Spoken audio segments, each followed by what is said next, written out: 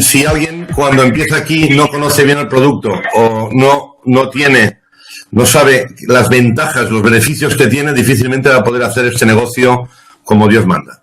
Con lo cual, lo primero que debería hacer es buscar información donde sea. Hay suficiente información por todas partes, incluso que esté relacionada con información proveniente de la compañía, con lo cual lo primero que debería hacer es hacer eso para poder entenderlo, para poder quererlo, para poder después ofrecerlo a las personas que hay ahí. Porque si al final no tenemos clientes, no tenemos nada, ¿no? Lo importante en cualquier empresa es que al final haya clientes que utilicen nuestro producto. Y la ventaja que tenemos nosotros es que tenemos el 100% de la población como clientes. Pero bueno, sin más dilación, vamos a empezar con esta presentación. A ver si... Mira, se está hablando constantemente de que nos viene una crisis encima. Estamos con cantidad de informaciones en la que están anunciando una posible nueva recesión, una posible nueva crisis importantísima a nivel mundial. Yo los datos que voy a dar aquí, yo no soy economista, soy profesor en la Universidad de aquí de Tarragona, en ingeniería, con lo cual voy a intentar sacar pocas conclusiones, pero lo que voy a dar es muchos datos y a partir de ahí con esos datos, pues cada uno que saque sus propias conclusiones. Lo primero es, delante de una crisis y delante del tener que ahorrar para el día de mañana, para poder tener algo, con lo cual poder vivir sin tener que depender de un trabajo, lo que llamamos tener algo para la pensión, ya que está hoy en día tan cuestionadas las pensiones, tenemos toda una serie de productos financieros en los cuales podemos poner nuestros ahorros, planes de pensiones, fondos de inversión, cuentas de ahorro. Estamos hablando aquí en España, probablemente en otros países hay otros productos financieros. Y otra alternativa bastante, cada vez más utilizada por muchísima gente, es el ahorrar dinero en casa. Está sucediendo cada vez más que mucha gente, por desconfianza con los bancos, por desconfianza con el sistema monetario, lo que está haciendo es poner dinero, guardar dinero en su casa. Evidentemente esto de las fotos a nivel de WhatsApp, pero creo que refleja muy bien lo que queremos decir. Entonces, lo primero que hay que hacer para poder planificar el día de mañana, el futuro financiero, es educarse en la historia del dinero, en las finanzas, en la economía global y en el mundo financiero de forma genérica. A partir de ahí, lo primero que hay que entender qué significa divisa y qué significa dinero, qué diferencia hay entre divisa y dinero. Fijaros, a nivel cuando hablamos de divisas, hablamos de algo que tenga un medio de intercambio, que sea unidad de cuenta, que sea divisible, portable, durable, fungible. Y esto en realidad es cualquiera de las divisas que hoy conocemos en el mercado. La única diferencia con el dinero es que además de todo esto, tiene que ser reserva de valor sobre un largo periodo de tiempo. Y esto no sucede con ninguna de las divisas que tenemos hoy a nivel mundial. Espero con lo que expliquemos aquí se entienda un poco. Decía Winston Churchill que para poder entender el futuro, cuanto más atrás, cuanto más entiendas el pasado, más fácil será poder entender qué puede suceder. Por lo cual vamos a ver un poquito cuál es la historia del dinero y de dónde proviene. Fijaros, todo empezó en el Antiguo Egipto. Ahí empezó a intercambiarse oro y plata por distintos productos y servicios, solo que ahí aún eso no era dinero. Eran piezas de distinto tamaño, distintos grados de pureza, no tenía nada a precio, o sea, aún era muy complicado. En realidad fue en el reino de Libia, 630 años antes de Cristo, cuando apareció las primeras monedas, ¿no? Esas monedas tuvieron ya mismo peso y tamaño y fue en realidad donde se supone que es donde aparecieron las primeras monedas en la historia de la humanidad. Pero en realidad fue Atenas la primera sociedad que estableció el mercado libre. Allí, a partir de ahí, es cuando se implantó lo que hoy conocemos como mercado libre. Fijaos bien, porque a partir en Atenas llegó a ser una superpotencia a nivel mundial, en el momento en que entró en las guerras del Peloponeso y en el momento que empezó a crear grandes infraestructuras públicas, se encontró con demanda de dinero, necesitaba más dinero. Y lo que hizo es empezar a devaluar la moneda. Se encontró con los primeros problemas monetarios.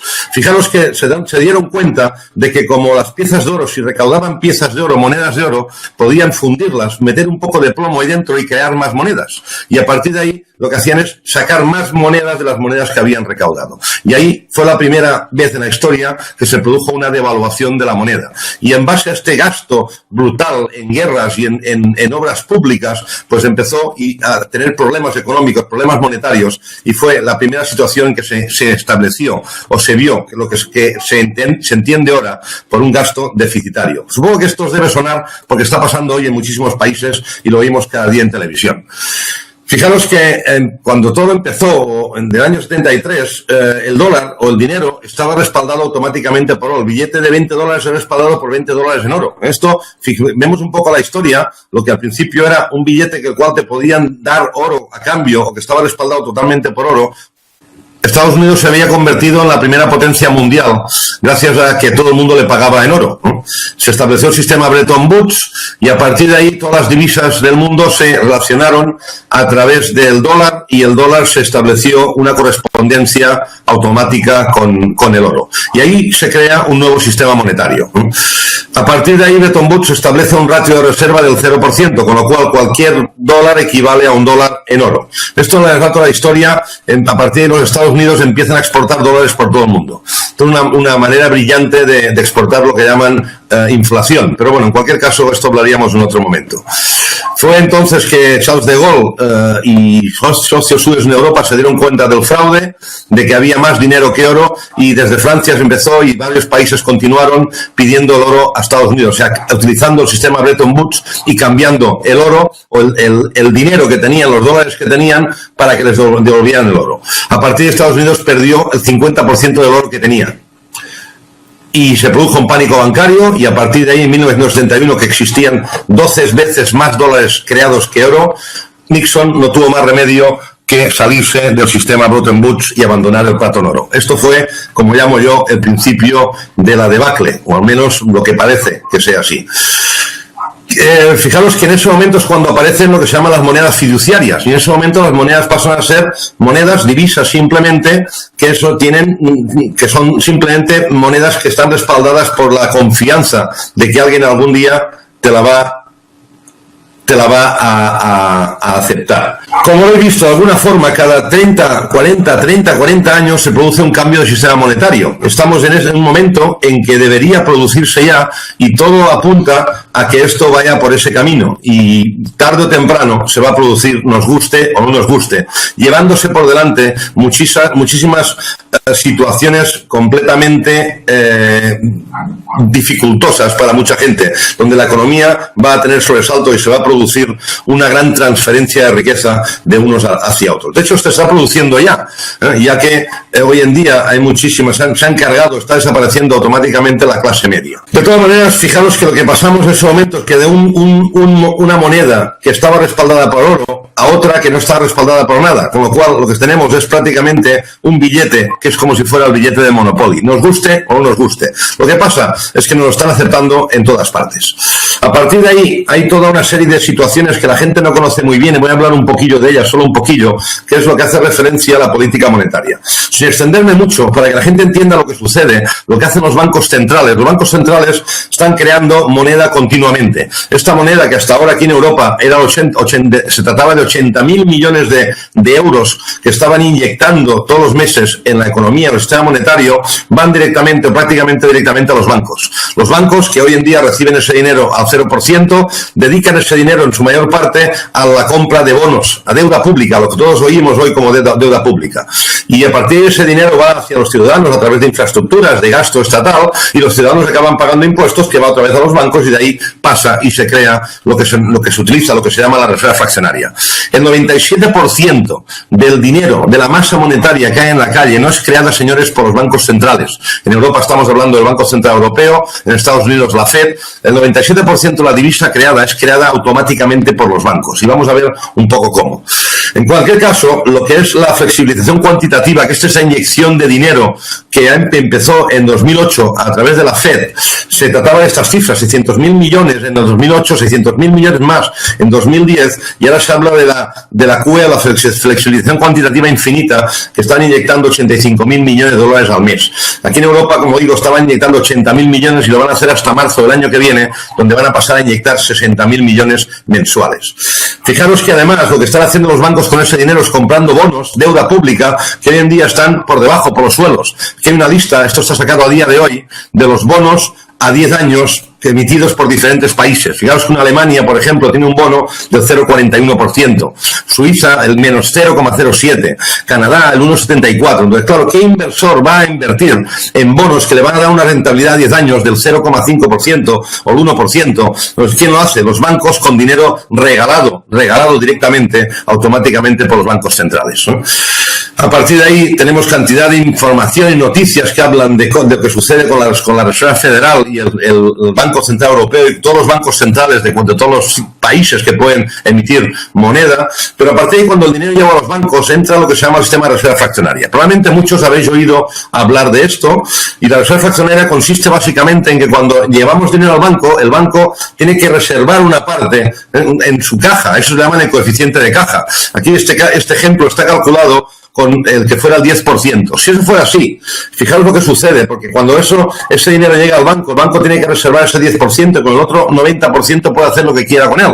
Puede prestarlo, puede invertirlo. Si lo presta, esta persona que coge el dinero puede lo lleva a otro banco, y así sucesivamente. A partir de ahí, lo que acaba pasando en este ejemplo solamente en 3 pasos, es que tan solo con $1.000 introducidos en el sistema, se han creado en el sistema 3.433, o aparecen en el sistema 3.439.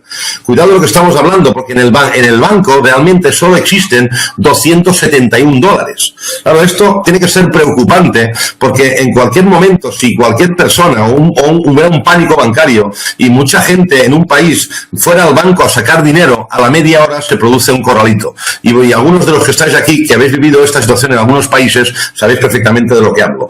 Otros que no lo hemos vivido, muchos creen que está lejos, pero esto puede suceder cualquier día, a cualquier hora. Porque esto no lleva ningún anuncio, pasa de un momento a otro y de forma muy rápida. Los bancos simplemente crean dinero sobre base a las promesas de los prestatarios. O sea, que en realidad lo que están es creando dinero. Recordad que hablo del el 97% del dinero es creado directamente por los bancos, no creado por la Reserva Federal ni los bancos centrales. Esto da a pensar muchísima cosa. Aquí tenemos ese dato que acabo de contaros antes. En cualquier caso, fijaros que esto es un esquema, o lo que se ve en esta gráfica es que a partir del 2008-2010 se empezó a crear, a través de la Reserva Federal Americana, la creación de moneda. Fijaros cómo ha crecido la cantidad de moneda inyectada en el sistema monetario a nivel internacional. Esto ha pasado en Estados Unidos, pero podemos hablar de Canadá lo mismo, de Australia lo mismo, de Sudáfrica lo mismo, Rusia lo mismo, y así todos los países que vayamos analizando uno a uno. Se han dedicado a crear masa monetaria de una forma brutal durante los últimos 10 años. De hecho, fijaros en este dato, desde el año 2000 hasta el año 2009 se había creado $1 trillón, $1 trillón americano, $1 trillón en masa monetaria. Del 2009 al 2015, tan solo en ese tiempo, 4,5 trillones. Es una barbaridad. Hemos creado más masa monetaria, más dinero en los últimos 8 años que en 216 años anteriores. Y esto, señores, tiene fecha de caducidad. Esto pasa con todos los bancos centrales. Aquí tenemos un esquema de los diferentes bancos centrales y cada uno está haciendo lo mismo en distintas magnitudes. A partir de ahí tenemos frases como la de Roslich, que dice: dame el control sobre el dinero de una nación y no me importará quién redacte sus leyes. Así estamos, que hoy en día el control del mundo está básicamente en manos de 4 familias o 10 personas. Y fijaros una frase que todos habéis oído de Henry Ford. Está bastante bien que la gente no entienda el sistema monetario. Dice, si la gente lo entendiera, mañana habría una revolución. Y la verdad que la información está ahí, pero no todo el mundo la entiende, no todo el mundo se para a analizarla y a mirar a ver si realmente está ahí. Pues bien, fijaros, señores, que cuando los bancos centrales crean moneda y lo que hacen es dar dinero a los bancos para que compren bonos, lo que se crea es lo que todos oímos en la calle como deuda pública. Esto es la deuda soberana que existía en el mundo en el año 2006. Fijaros que de 2006 a hoy, esto está sacado de hoy, esta mañana, estamos hablando que se ha casi más de duplicado, de 27 billones de dólares, aquí que son los trillones de Estados Unidos, a 60 billones de dólares, señores. Esto es una barbaridad. Se está creando una cantidad de deuda soberana a nivel mundial que todo el mundo ya habla de que es impagable, no por nuestros hijos, sino ni por nuestros nietos, ni por nuestros bisnietos. Y como digo, esto tiene tarde o temprano algún tipo de fecha de caducidad. Esto es la evolución de la deuda pública española. todo empezó a exagerarse a partir del 2008, pero aquí tenemos las distintas deudas públicas de distintos países. Fijaos que un país como Japón tiene más del 240% sobre el PIB de deuda pública y nadie habla hoy por hoy del Japón. Pero bueno, en cualquier caso, datos como aquí el FMI dice, alerta que estamos hablando de que hoy en día la deuda soberana representa el 225% del PIB mundial. Señores, esto es muy complicado de entender, pero no hace falta ser demasiado listo, ningún economista, para entender que si seguimos creciendo con más deuda, es muy complicado que, o sea, en algún momento esto tiene que reventar y pararse por algún sitio. Pero nadie sabe muy bien cómo puede pasar y qué puede ser. En España, en este momento, estamos pagando más de 33.000 millones de euros anuales de intereses. Y hoy que tenemos unos intereses muy bajos, ¿qué pasaría si al finalmente se suben los intereses y pasamos a tener que pagar el doble? Esto equivale en España a las prestaciones de desempleo, al presupuesto de sanidad y al presupuesto de educación, ¿no? O sea que en cualquier caso, encima ahora me están llamando, pero bueno. Bueno, sigamos por ahí. Información sobre los bonos que hablábamos antes, bonos emitidos a 100 años. Señores, ¿qué inversor va a comprar, va a invertir, hacer una inversión que le paguen su rentabilidad a 100 años o que se la devuelvan a 100 años? Están emitiendo bonos a 100 años, a 50 años. Bélgica emitió un bono hace poco, a 100 años, al 2,3%. Es una barbaridad. Nadie se le ocurre, en su sano juicio, como inversor particular, intentar meterse en ese berenjenal.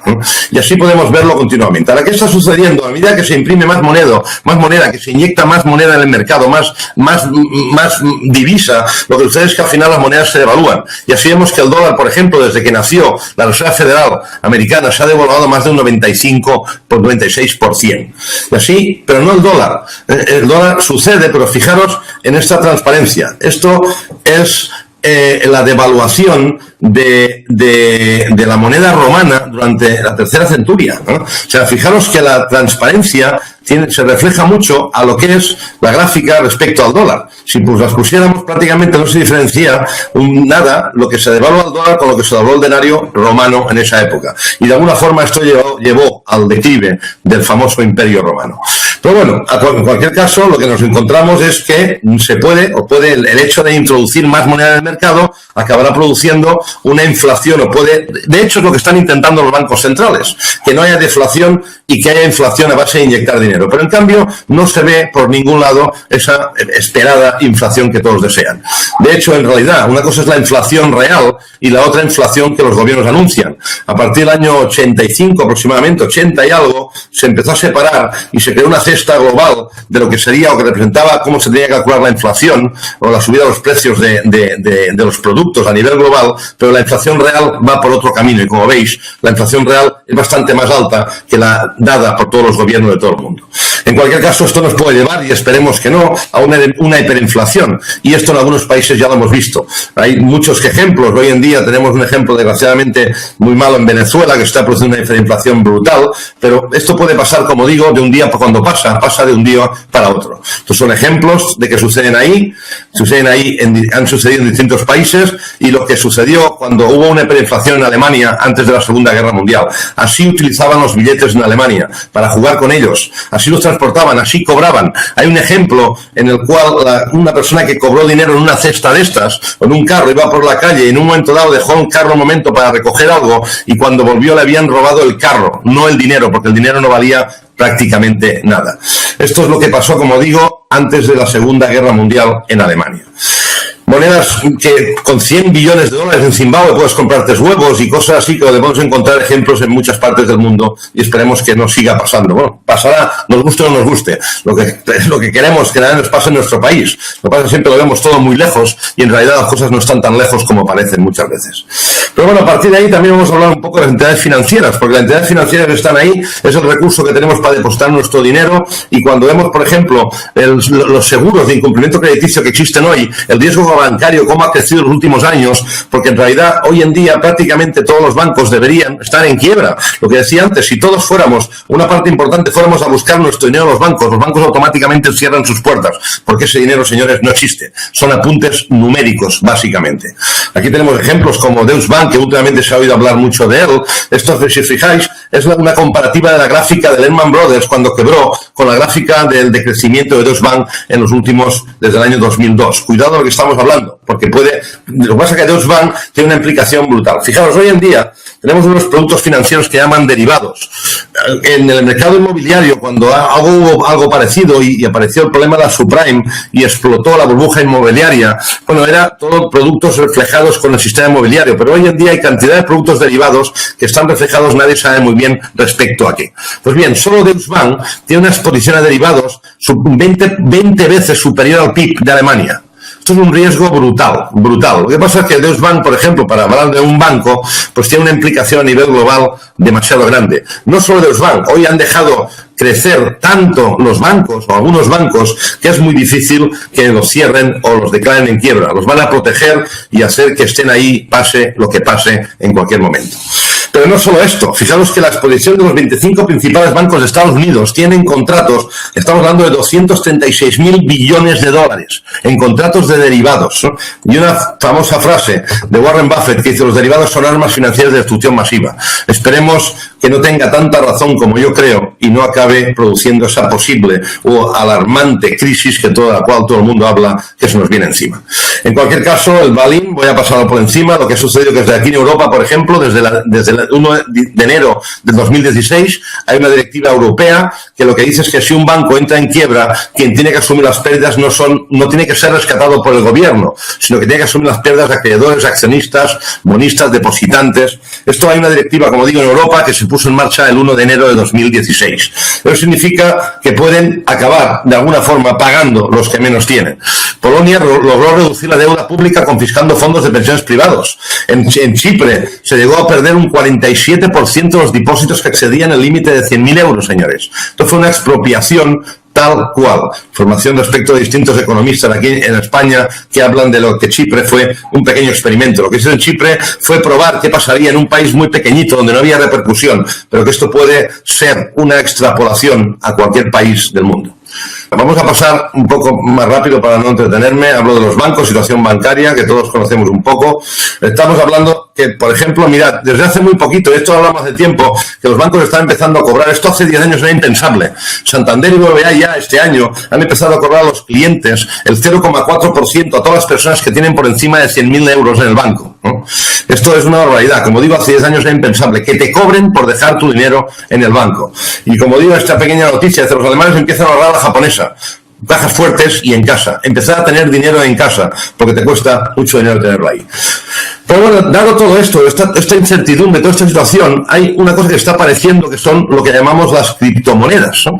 Los bitcoins. Todo el mundo conoce el bitcoin, o mucha gente conoce el bitcoin. Señores, el bitcoin no es más que una de la multitud de criptomonedas que existen en el mercado. Fijaros que, por ejemplo, esto fue la evolución de las criptomonedas a partir del 2009 que nació el Bitcoin. En 2013, fijaros que había una multitud de criptomonedas brutal. Hoy en día hay en el mercado más, esto es la lista de criptomonedas, hay más de 700 criptomonedas en el mercado. En concreto, esto está sacado el mes pasado, pero por encima de 700 criptomonedas. ¿Qué quiero decir con esto? Que es una tendencia que está apareciendo. No solo aquí, sino que están los bancos preparándose para el auge de las criptomonedas. Están anunciando bancos como el Banco de Inglaterra crear su propia versión del Bitcoin. Están apareciendo criptomonedas que van a aparecer en distintos bancos centrales. Están apareciendo criptomonedas basadas en oro, pero son basadas en oro. El Hyatt Coin, por ejemplo, que salió creo en hace unos meses en Estados Unidos, es una moneda virtual que se sostiene con oro, pero no deja de ser algo sostenido con lo cual al final el oro lo tiene alguien almacenado en algún sitio, si es que lo tiene, como pasa con otras situaciones. Pero yo no estoy anunciando nada, pero no estoy diciendo que eso sea muy bueno o muy malo. Fijaros que esto es un reflejo de lo que sucede. Todo lo que tenemos aquí a la izquierda es la deuda pública nacional de Estados Unidos. A la derecha, en negro, lo más oscuro, es la moneda física que está en la calle. El oro, la plata y las criptomonedas. Y el resto de criptomonedas, el Bitcoin y las criptomonedas. Fijaros que esto representa muy poquito aún. Yo estoy convencido que esto va a crecer mucho en el tiempo, pero cuando aún no está regulado y nadie sabe muy bien por dónde va a ir. No, aquí me dicen, no me convencen. A mí tampoco me convencen, ni los bitcoins, ni ninguna criptomoneda. Y os diré por qué. Porque, entre otras cosas, cuando lo regulen, probablemente muchas de estas criptomonedas acaben cayendo por su propio peso. Lo que quiero decir simplemente con eso, que se están introduciendo, están apareciendo nuevas formas o nuevas alternativas de mercadeo, nuevas alternativas de intercambio de bienes y servicios a través de otras maneras de pagar. Y ahí es donde parecemos nosotros, porque nosotros no estamos introduciendo nada extraño, nada que sea inventado, que nadie sepa lo que va a pasar, si va a ser bueno o va a ser malo. Estamos implantando. Yo fue lo que vi cuando vi esta compañía y vi la idea. Con todo lo que está pasando aquí en este momento, que es de lo que acabo de hablar, lo que vi es que nosotros estamos introduciendo como forma de pago algo, señores, que lleva casi 3.000 años de historia, que es el oro. A partir de ahí, todo esto que queda aquí me importa bien poco, porque el oro está hace 2.800 años, está ahora y nos moriremos todos y seguirá estando ahí. Y de algunos, pues yo creo que no tenemos ganas ya de arriesgarnos a saber si todo esto va a funcionar o no va a funcionar. Ahí llego, para llegar a la importancia del oro respecto a todo lo que está pasando, a la importancia del oro respecto al sistema monetario que tenemos delante. Para verlo un poquito, hay algunas transparencias que ya conocéis algunos, lo habéis visto, esto está yendo muy lento, a ver si... Antes que hablaba de la divisa, cuando hablo del oro, el oro realmente es dinero, porque el oro mantiene el valor a lo largo del tiempo y además los gobiernos no pueden imprimirlo. Y esa es la gran ventaja que tenemos respecto a cualquier otra moneda que pueda aparecer. Esto es la evolución del oro desde el año... Bueno, aquí tenemos una pequeña gráfica, pero aquí tenemos gráficas y cosas que hemos visto todos en alguna transparencia, cómo el oro mantiene el poder adquisitivo en lo largo del tiempo. Que al fin y al cabo, esta es la gran característica del oro. No es que suba y baja de precio, evidentemente sube y baja de precio respecto a las divisas, pero lo que sucede con el tiempo es que mantiene el poder adquisitivo. Y de esta forma tenemos ejemplos tan espectaculares como los que hemos visto todos alguna vez respecto a lo que podíamos comprar hace 10, 20, 30, 40 años y lo que podemos comprar ahora con lo mismo. Esta transparencia que todos habéis visto para mí es muy significativa. Fijaros que en el año 71 con un gramo de oro podíamos comprar una cantidad de barras de pan prácticamente equivalente a $1, y en cambio hoy con $1 podemos comprar tan solo media barra y con un gramo de oro podemos comprar un montón de barras. Esto sucedió, ha sucedido y seguirá sucediendo a lo largo de la historia. Señores, en el oro, fijaros que esto estaba aquí, esta gráfica intenta representa lo que es la producción de oro, la demanda y lo que la diferencia que hay y el déficit que hay. Yo no conozco ningún producto en que la demanda sea más alta que la oferta y en cambio no suba el precio. Lo mismo pasa con el coste de producción. Hoy el coste de producción del oro es mayor que lo que vale el oro en el mercado. A mí que alguien me explique ¿qué sucede? ¿Con qué otro producto en el mercado sucede esto? Yo creo que con ninguno. Pero bueno, a partir de ahí podemos hablar también de oro papel. Fijaros, igual que con la reserva fraccionaria, o que hoy en día por cada dólar que tenemos, por cada euro que tenemos en realidad, o por 100 euros en el banco tan solo hay uno, quizás, con el oro papel pasa exactamente lo mismo. Hoy en día, por cada onza de oro que existe en oro papel, hay 542 onzas, perdón, al revés, por cada 542 onzas en oro papel, hay una sola onza de oro físico guardado en algún sitio. Con lo cual estamos en la misma situación con el oro papel y con cualquier cosa que al final esté referenciado con oro y no sea propiamente oro físico. Aquí una pequeña esto, pero bueno. Fijaros en los precios, un pequeño ejemplo del crecimiento del oro a lo largo del tiempo. Pero vamos a entrar un poco más en detalle en esto. Ya que al final, en la historia de la humanidad, el oro siempre se ha ajustado al aumento de oferta de divisa. Y por esto he hablado antes de lo que sucedía o lo que sucede con el aumento de divisa que pasa constantemente por parte de los bancos centrales. Digamos, al principio de todo, esto era la base monetaria en Estados Unidos y teníamos una equivalencia correspondiente en oro. Desde 1900 hasta la creación de la FED, la cantidad de divisa y la cantidad de oro en circulación eran exactamente iguales. Pues bien, vamos a ver qué ha sucedido a lo largo de la historia con esta cantidad o la masa monetaria y lo que es el precio o la reserva de oro. En un momento dado, cuando se creó la Reserva Federal, se empezó a imprimir dinero, todo esto en la Primera Guerra Mundial. Y ahí se empezó a distanciar lo que era la base monetaria de la reserva de oro que había en los gobiernos, ¿no? Fijaros que esto representa, por un lado, la divisa en circulación y la línea de abajo, el valor en oro en tesorería. A partir de ahí, aproximadamente en 1933-34, el oro vuelve a recuperar el valor respecto a la masa monetaria. Es la primera vez en la historia que esto sucede. Y la onza pasó de $20 a 35 en muy poquito tiempo. Pero vamos a continuar. En la Segunda Guerra Mundial, durante la Segunda Guerra Mundial, que se necesitó constantemente más dinero para financiar esa guerra, se volvió a aumentar de nuevo esa masa monetaria y empezó a crecer otra vez esa masa monetaria. Llegó a aumentar, fijaros, un 117% de aumento de oro durante la Segunda Guerra Mundial. O sea, lo que sucedió en ese momento que Estados Unidos estaba imprimiendo muchísimo dinero y por otra parte solo aceptaba oro a cambio de vender sus productos y materias primas al resto del mundo. Por eso, de alguna forma, Estados Unidos se convirtió en una superpotencia.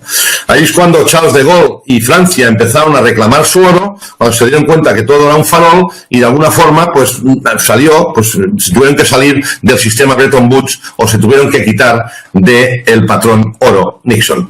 Pero esto continúa. En este momento, Estados Unidos perdió la mitad de su oro, pero siguieron imprimiéndose dólares. Sí, continuó. En cualquier momento, Nixon en ese momento sale del Bretton Woods, no le quedó más remedio, y siguieron imprimiéndose dólares. Fijaros aquí en esta gráfica, que esa línea azul que hay por encima, es la inyección de masa monetaria a través de créditos bancarios. En concreto, eso equivale a cuando aparecen las tarjetas de crédito. Cada vez que utilizamos una tarjeta de crédito, a crédito, estamos aumentando automáticamente, señores, la masa monetaria. Estamos creando dinero nosotros mismos sin saberlo en el sistema monetario internacional. Pero bueno, en cualquier caso, aproximadamente en los años 77-78 volvió el oro a recuperar otra vez el valor de la divisa en circulación. Llegó a subir, tuvo una subida exponencial brutal. Durante un pequeño, corto periodo de tiempo tuvimos la oportunidad de volver al patrón oro, pero por alguna razón no se hizo, obviamente por intereses. Pero en cualquier caso hubo un incremento en un momento muy pequeño del 750% del valor del oro. Ya estamos en dos situaciones en la historia de la humanidad en que se ha producido un aproximación del valor del oro, del precio del oro, a la cantidad de masa monetaria que teníamos en el mercado. Ahora, ¿qué está sucediendo ahora? Que se ha incrementado de forma exponencial el sistema monetario y la masa monetaria a nivel internacional está creciendo de una manera bárbara. Señores, si pasara, que pasará de alguna forma, no tan exagerado, pero si volviera a pasar lo que pasó en los años 70, 80, con ese incremento de oro en que volvió a recuperar el valor según la masa monetaria, lo que pasaría es que el oro subiría a más de $40.000 la onza. Se está hablando de muchos valores distintos, ¿no? Muchos valores distintos, pero en cualquier caso hay ejemplos distintos de lo que puede pasar. Pero no os quepa ninguna duda que el precio del oro acabará subiendo muchísimo de alguna forma. Esto que se ve por aquí, que se ve muy poquito al final, esto, cómo representa los activos, estos próximos años se estima respecto al resto de activos que hay en el mundo. En cualquier caso, esta es la trayectoria del precio del oro y fijaros que se produce una bajada. O sea, esto es una gran monetaria, sube la deuda pública y a la misma vez sube el precio del oro. Pues bien, en un momento dado, sigue subiendo la deuda pública, pero en cambio el precio del oro baja. Fijaros que curiosamente es el mismo momento en que los bancos centrales y grandes instituciones se ponen a comprar oro como locos. Yo no quiero ser malo, pero quizás tienen algo que ver que esto suceda. En cualquier caso, como digo, la estimación en los próximos años es que la onza de oro suba muchísimo y probablemente pase algo como ha pasado ya 2 veces en la historia de la humanidad. Pero en cualquier caso, pase lo que pase, cuando se devalúan monedas, en el momento que se devalúa la moneda, el precio del oro sube. Por ejemplo, de Rusia, ahí se ve cómo se devaluó la moneda y cómo el precio del oro subió. Esto, el incremento del precio del oro durante ese periodo de tiempo en que se devaluó hasta un 60% el rublo ruso. Pero pasa en cualquier caso, Argentina en 2002, devaluación de la moneda, subida del precio de oro. Islandia, devaluación de la corona y subida del precio del oro. Y así en Sudáfrica, en Ucrania, en Brasil, en Siria y cualquier país que analicemos veremos los mismos ejemplos. En el momento que las monedas se devalúan, automáticamente el precio del oro está incrementándose. Y tal como vamos, la única situación si se inyecta más y más moneda es que la moneda se devalúe constantemente, así estamos viendo. Fijaros, señores, esto es una gráfica en la que se presenta el valor, cómo se incrementa o decrementa el valor del oro respecto a distintas divisas. En cualquier caso, más o menos es equivalente, muy parecido, pero si fijamos en Europa, en Estados Unidos, la media al final es por encima de un 12% de rentabilidad, lo que podemos obtener. Esto no se obtiene en ningún fondo. Entre otras cosas porque la rentabilidad que obtengas en algún fondo o algún producto financiero, si después la moneda se devalúa, ¿dónde está esa rentabilidad? Podemos perder muchísimo dinero en muy poco tiempo. Ahí están las subidas radicales de oro. Fijaros que las subidas del precio del oro se han producido siempre antes de una crisis financiera global. No sé si lo que nos dicen que nos viene encima en esta posible crisis vuelva a pasar, pero muy probablemente todo se corresponda y cuando nos venga esta crisis sea cuando se produzca este aumento brutal del posible precio del oro. El oro, como todos sabemos, es lo más liquidable que hay en el mercado y a partir de ahí ver un poco quién es el que compra oro. Cuando miramos quién compra oro, nos damos cuenta que lo compran grandes fondos de inversión, que lo compran bancos centrales, que son las reservas de los distintos bancos centrales en el mundo, que lo compran, aquí un poco la información, bancos de información sobre distintos bancos centrales que compran distintas cantidades. China y Rusia están comprando oro de forma muy grande, muy masiva, todas las distintas reservas internacionales de oro. Fijaos que España estamos en la cola prácticamente de los países. Lo que están haciendo los chinos, intercambiando activos financieros o productos en dólar respecto a deshaciéndose de bonos del tesoro o bonos americanos y comprando oro de forma masiva. Incrementos de oro en China, incrementos de oro en Rusia y así paulatinamente. Pero no solo eso. Compañías de reaseguros importantes están comprando oro. Multimillonarios importantes están comprando oro. John Paulson, más de 1.200 millones hace unos meses. 323. George Soros y así. Y como dicen, cuando el río suena, yo siempre que había trabajado en el sector financiero, nos habían hablado a la hora de invertir. Mirad dónde invierten los ricos. Señores, lo que estamos viendo aquí es que no los ricos, los más poderosos del mundo, bancos centrales, bancos, gobiernos y multimillonarios están comprando oro de forma masiva. Por algo será. Grandes expertos están recomendando cambiar el dinero, papel, por moneda. Y fijaros esta frase demoledora de Ray Dalio. Dice, si no tienes oro, es que no sabes ni de historia ni de economía. Quizá, evidentemente esta presentación está muy resumida, he ido muy rápido para no alargarme demasiado, pero yo alentaría a todo el mundo a investigar un poco sobre el tema. Hay unos vídeos espectaculares de Mike Malone que se titulan Los secretos ocultos del dinero, que explican muy bien todo esto. Yo alentaría a todo el mundo que investigue, que contraste opiniones, que contraste informaciones para averiguar si todo esto que estoy diciendo yo, todo esto que he plasmado aquí de una forma muy rápida y de una forma muy impersonal, sin veros ni que vosotros me veáis, es verdad. Porque si esto es verdad, señores, no nos queda más remedio que empezar a acumular oro. Y si entendemos esto, si nos creemos esto, si valoramos esto como es, si es verdad, es cuando saldremos a la calle a ofrecerlo de forma masiva a todo el mundo y ayudando a miles y miles de personas que de alguna forma protejan su patrimonio para los que nos puede venir dentro de muy poquito tiempo. Lo que estamos haciendo simplemente es cambiando el papel moneda, esa moneda fiduciaria que no está respaldada absolutamente por nada, por una moneda superior, por una moneda que lleva, como digo, 2.800 años de historia. No ha habido ninguna otra moneda en el mundo que haya permanecido sin que desapareciera. Ya lo decía Karl Marx, el oro circula porque tiene valor, pero el papel moneda tiene valor porque circula. Yo simplemente os dejo con esta reflexión, espero que sirva para algo, pero simplemente no que se quede ahí, sino alentaros a intentar obtener más información para aseguraros, para estar convencidos perfectamente de todo lo que sucede aquí, de que si esto es verdad o no es verdad, transmitirlo a la calle, transmitirlo a todo el mundo, para que los próximos 5 años, como decía Harald en ese vídeo, sean los años de la explosión de esta compañía, en la cual aún, desgraciadamente o afortunadamente, no hemos hecho absolutamente nada. Yo os aliento a que tiráis hacia adelante y a que seáis parte de lo que esta compañía puede llegar a ser en esta fantástica revolución.